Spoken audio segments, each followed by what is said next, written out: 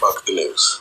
So if you guys haven't missed any of today's events that have been occurring, the United States had ordered all dependents of U.S. military and employees that are in the Middle East to immediately evacuate.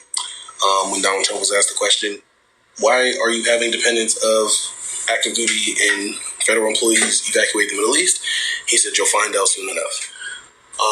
Following that, the threat was made that there's a possibility that Israel could strike Iranian sites and Iran could strike USA sites today.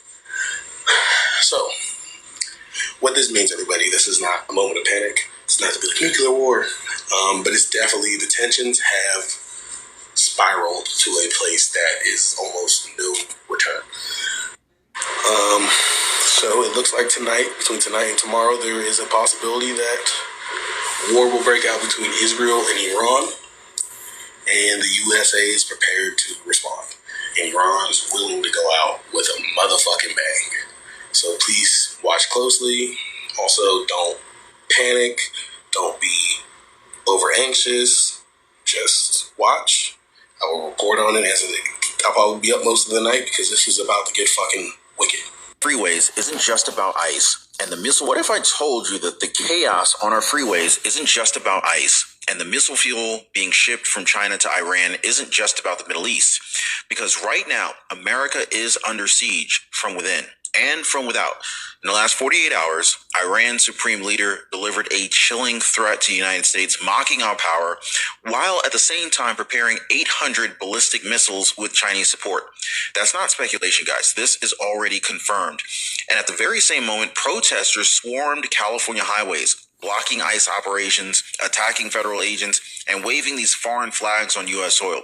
Now, ask yourself this. Is this a coincidence, or is all of this coordinated? Because something big is happening right now, and it's bigger than anyone is admitting. So today, I want to dive deep into the real reason that Iran is accelerating toward nuclear capability, why ICE agents are fearing for their lives in California, and probably more importantly, and whether these events are connected by design or by pure political negligence. So stick with me, guys, because we're going to reveal some shocking information, some statements from inside these federal agencies, and a warning from a 4-star general that will make your blood turn cold, guys. Now, this is not just a protest. This isn't just foreign posturing. This may be the most coordinated internal and external destabilization of the United States since 9/11. So let's go ahead and let's break it down real quick, because the truth is unraveling rather quickly. Now, if you appreciate the daily news updates, please take a second, hit the like button for the video, and subscribe to the channel. So let's go ahead and start with what the media is barely touching right now. Iran's 800 missile threat.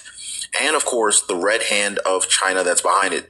So while the mainstream is busy showing these protest signs on California highways and California freeways, I want to talk about what's quietly being confirmed, or has actually just been confirmed by U.S. and Israeli intelligence just a couple days ago. Iran, well, they're importing thousands of tons of missile fuel.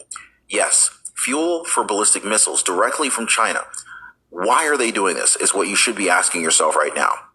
This includes ammonium perchlorate, a solid fuel oxidizer that, when weaponized, could give Iran the capacity to launch up to 800 missiles. And here is the kicker. This is not for later, okay? This isn't stockpiling for some rainy day or something like that. This is active preparation happening right now as nuclear negotiations with the U.S. under President Trump have collapsed. Now, I want you to pause and think about this. 800 missiles is not a this is not a defensive move, guys. 800 missiles, okay? This is not a warning shot. This is a war posture. And where is all of this coming from? China. The same China that is coordinating with Russia, with North Korea, and yes, with Iran to challenge U.S. dominance globally. So while Washington, D.C. is distracted by the chaos on the ground, the skies are quietly being loaded with what could very well be the next world war. And if you think that's alarming, wait until you hear what Iran's supreme leader said about us just hours before that shipment was confirmed. Now, let's go to the phones and let's hear what people... What if I told... Barakatah Yahweh, Barakatah Yahweh Shai, Barakatah Yahweh, Barakatah Yahweh Shai, Barakatah Yahweh, Barakatah Yahweh Shai, Ba'ashem Rakak Wadash. This is your Akim Azil, back with another quick lesson. And you can tell by the opening 2 clips where we at, man. And all these things that are happening throughout the earth, in Babylon the Great, and as they call foreign and domestic, these events are prophecy, man. Whether then, these are riots, we already know they're, self-orchestrated. But nonetheless, man, in general, everything is going according to the plan of Yahweh Shai, man, because these things are bound to happen, man, one way or another, through orchestration, through manipulation, or just outright, chaos. These things are bound to happen, man. You could tell by these individuals with their intel on, the subject matter at hand of, what's going on. Like I mentioned, foreign and domestic with these riots domestically, and the positioning of these other countries having their sights set on Babylon the Great, man, preparing for what? War. And I'm going to just go into the book of Ezekiel, chapter 7. And at the top it says what? Punishment for the wickedness foretold. The New Translation, it says the coming of the end. Again, the coming of the end. But we know before this the ultimate finale of this place being wiped away, we know the MOTB will come into place prior to that. But we can tell through the spirit, through the climate, the tension amongst these nations, we're right here at those steps, man, beginning stages of what? Babylon the Great's falling, man, And let's start at I'm gonna just jump down to verse 10, and it reads, it says, I'm gonna read the book of Ezekiel, chapter 7, King James Version, chapter 7, verse 10. Behold the day, behold, it is come, the morning is gone forth, the rod have blossomed, pride have budded. Violence is risen up unto a rod of wickedness. None of them shall remain, nor of their multitude, nor of any of theirs. Neither shall there be wailing for them. The time is come, the day draweth near. Let not the buyer rejoice, nor the seller mourn, for wrath is upon all the multitude thereof. For the seller shall not return to that which is sold, although they were yet alive, for the vision is touching the whole multitude thereof, which shall not return, neither shall any strengthen himself in the iniquity of his life, man. So all these people, man, they're not going to profit for their gains here in Babylon the Great. They think these people, they're still consistent of, building some type of foundation here in Babylon the Great, buying, selling, they think that this place is a perpetual one. But you could tell by the climate, by the tensions amongst these nations, the orchestrations, the demonstrations amongst these people, you could tell what this place is bound to come into, which is what they're going to promote, order out of chaos. That's why you see the military presence to what? Force a martial law, start, rounding people up, suspecting people. Then, in a process of that, instrumenting this, the MOTB, man, people going to be forced to do things that they don't want to do if they're not willing to go along with the program, because these are the stages, because the Bible through the Holy Spirit of Yahweh Shai told us and teaching us the end of this wicked ass kingdom, man. So we know what's going on, but you got a lot of these people that don't believe. They think that, oh, this is just a phase. It's gonna, come and go. Nah, man, this is the beginning stage. This is a build up to something more. It's beyond a lot of you people's comprehension, man. You still focus on this life of Babylon the Great as a perpetual one, man. But we're preparing our mind, our spirit for what? The Lord to come and claim what is rightfully his, and to what? Deliver the elect amongst the nation of Israel and destroy this kingdom, man. Continuing on.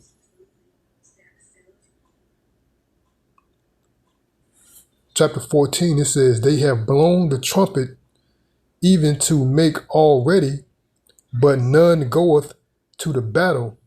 For my wrath is upon all the multitude thereof. The sword is without, and the pestilence and the famine within. You see that dude was saying about the protests within, and these other nations, like Iran, for example, are preparing ballistic missiles, without. So there's turmoil that's brewing within, and there's turmoil that's brewing without, So this is prophecy, man. Pretty much for taking fold right in front of your eyes, man. So there's issues with this nation's internally, and there's issues with this nation externally, man. Let's read that again. Ezekiel 7:14. It says, "For they have." So like, let's go to 15. Ezekiel 7:15. The sword is without, these nuclear missiles and these nations preparing for what? Armageddon. Armageddon, if I'm saying it correctly. Baba Kusha,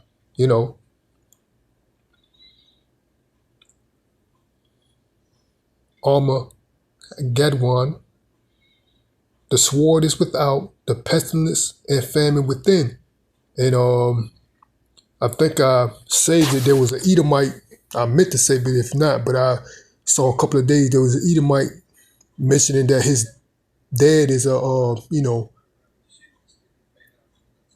farmer, and his dad was told to pretty much disregard and destroy all his crops, and he will get paid more to do that, and if not, he won't get paid any. So they're orchestrating, these protests and this famine, man. There's a famine that's coming, man. It said the sword is without, and the pestilence and the famine within. He that is in the field shall die with the sword, and he that is in the city, famine and pestilence shall devour him, man. So these things are coming to this place, Babylon the Great, man. Whether it be, orchestrated or, all right, all out, turmoil, man. But nonetheless, these events are coming to Babylon, man. And we know that this devil, that's what his plan is. That's why he's orchestrating these events, order out of chaos, man. Let's read the New Living Translation. Ezekiel 7:10, it says, the day of judgment is here. Your destruction awaits. The people's wickedness and pride have blossomed to full flower. Their violence has grown into a rod that will beat them for their wickedness. None of these proud and wicked people will survive. All their wealth and prestige will be swept away.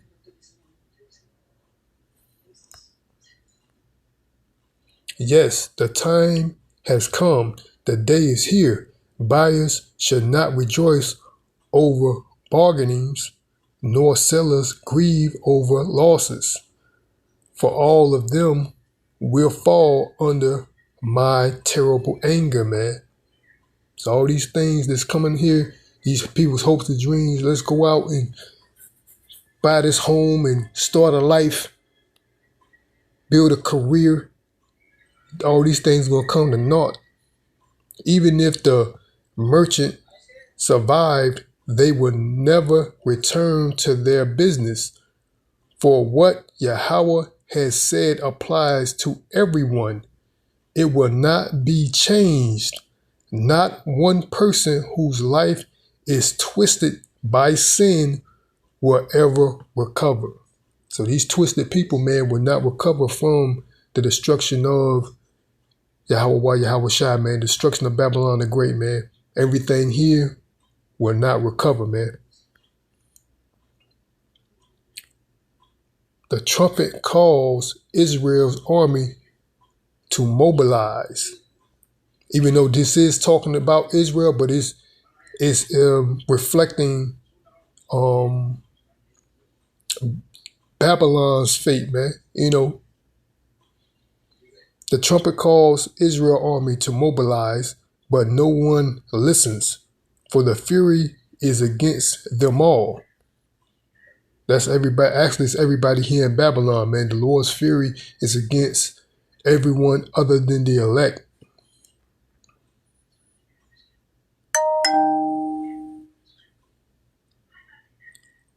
Verse 15, there is war outside the city and disease and famine within.